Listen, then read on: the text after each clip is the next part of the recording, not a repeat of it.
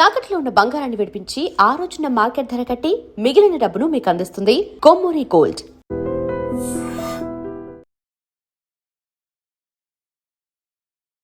Ladies and gentlemen, welcome to movie Adda in I dream media. నేను ప్రియదర్శన్. నాతో పాటు బరాబర్ ప్రేమిస్తా అనే యాటిట్యూడ్ స్టార్ ఒక మూవీ వచ్చింది కదా, ఆ movie story and screen play writer Tirupati గారు ఉన్నారు. మాట్లాడదాం. సార్ నమస్తే. నమస్తే అండి. బాగున్నారా sir? Yeah, very fine sir, thank you. So first of all కాదు, నేను అంటే మిమ్మల్ని యాక్టర్గా చూసినప్పుడు ఏఎం తిరుపతి రాజ్ అని చూశాను చాలా వాటిలో. బట్ నిన్న బరాబర్ ప్రేమిస్తా క్రెడిట్స్లో రివర్స్లో వేశారు, ఎంఏ తిరుపతి అని వేశారు. ఏంటది? అంటే యాక్చువల్లీ ఇది నా పర్సనల్ ఒపీనియన్ అండి.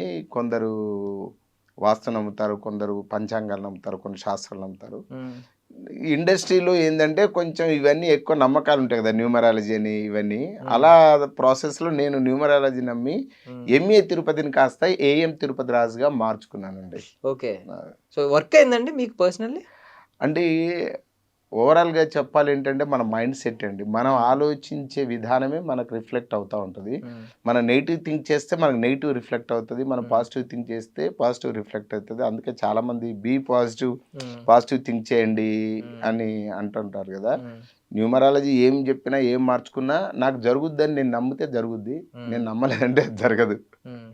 ఓకే. యా, బట్ నేను అంటే ఏం తిరుపతి రాజు అంటే ఒకవేళ ఏమన్నా ఏం రత్నం గారి తాలూకేమో అనుకున్నా. లేదండి, ఈ మధ్య for example SS Thaman, SS Rajamouli, MM Keeravani, ఒక సౌండింగ్ మన సినిమా వాళ్ళకి ఒక క్రేజీ అండి అట్లాంటి టైటిల్స్. అది స్క్రీన్ నేమ్ పర్పస్ ఏం తిరుపతి రాజ్ అట్లా పెట్టుకున్నాను యాజ్ ఎన్ యాక్టర్. మరి ఇక్కడ ఒక్కదానికి ఎంఏ తిరుపతి ఎందుకు అంటే బిఫోర్ నేను ఫస్ట్ ఇండస్ట్రీలో ఉన్నప్పుడు అండి నా పేరు అందరు తిరుపతి అని పిలుస్తారు. మాధవ తిరుపతి నా పేరు యాక్చువల్లీ. అయితే మాధవ అంటే ఎంఏ తిరుపతి అని అలా మార్చుకున్నాను. సో నేను కథ ఇచ్చినప్పుడు దానికి టైటిల్ క్రెడిట్స్ ఏం కావాలంటే నా పేరు ఎంఏ తిరుపతి అన్నాను. ఆ విధంగా వేశారు ఆ డైరెక్టర్. సో ఒక ఐ మీన్ నార్మల్లీ కాంట్రవర్సీస్ అనేవి జరుగుతూ ఉంటాయి. కొన్ని సినిమాలకి యాడ్ ఆన్ అవుతూ ఉంటాయి, కొన్ని సినిమాలకి నెగిటివ్ అవుతూ ఉంటాయి. మరి బరాబర్ ప్రేమిస్తాకి ఏమైంది అనుకుంటున్నారు మొన్న జరిగిన కాంట్రవర్సీ?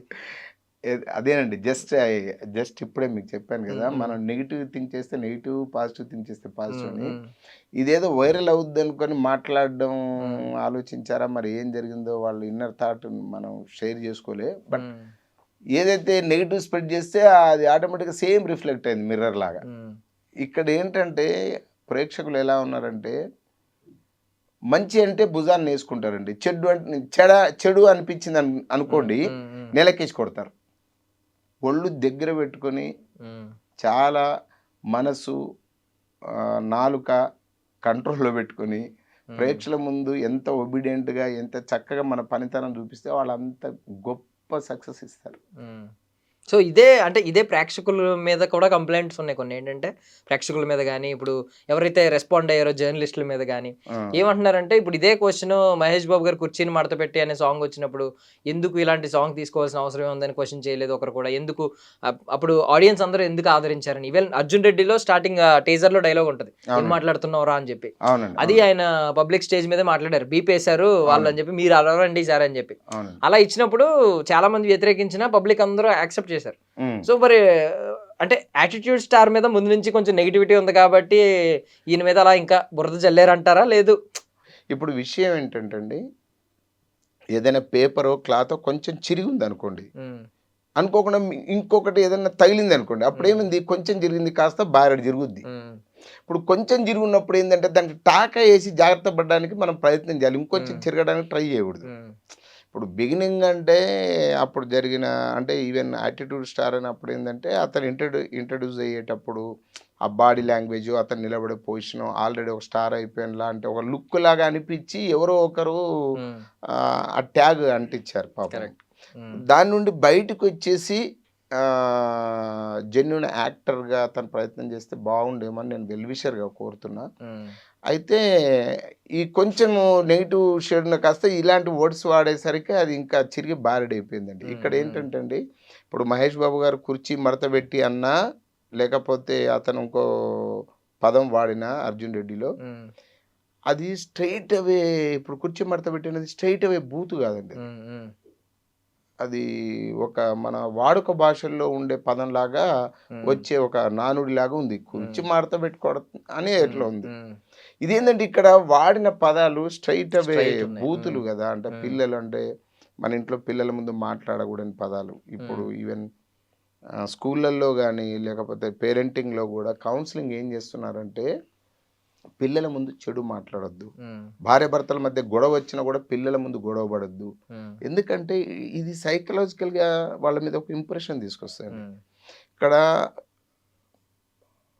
నాట్ ఓన్లీ ఇన్ బరాబర్ ప్రేమిస్తా, ఇన్ ఎవ్రీవేర్ ఎనీవేర్ సమాజం ఎలా ఇంపాక్ట్ అవుతుంది దీని మీద, ఇట్లాంటి విషయాల మీద సమాజం మీద ఎలాంటి ప్రభావం చూపిస్తా అన్న మినిమం బేసిక్ మర్చిపోతున్నారండి అందరూ.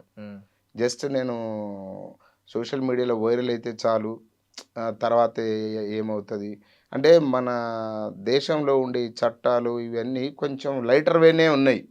ఇంకొంచెం స్ట్రాంగ్ ఉంటే ఇంకొంచెం భయం ఉండేది. లైటర్ వే ఉండేసరికి ఏమవుతుందంటే ఏదో లూప్ పాయింట్లో మళ్ళీ మామూలు నార్మల్ అవుతుంది, మర్చిపోతున్నారు, కామన్ అయిపోతుంది.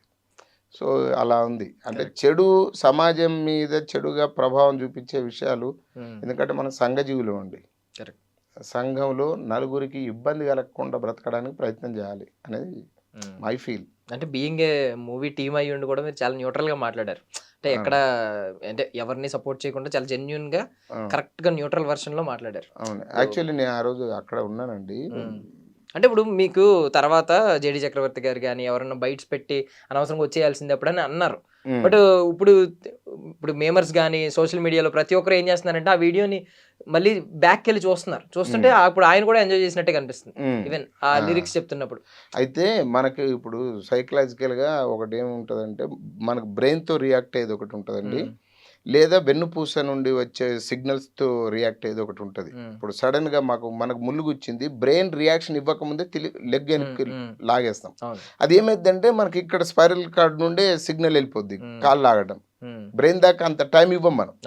ఒక్కొక్కసారి తెలియకుండా ఒక ఇన్సిడెంట్ జరుగుతుంటే మనం బ్లాంక్లో ఆ ఫ్లోలో క్రౌడ్లో మనం వెళ్ళిపోతాం.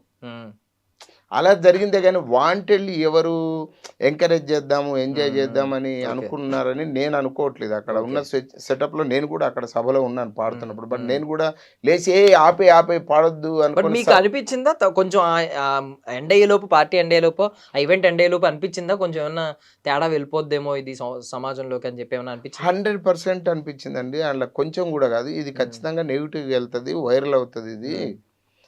ఇది ఏదో పొరపాటు జరుగుతూ ఉందన్న సిక్స్త్ సెన్స్ మాకు అనిపించింది.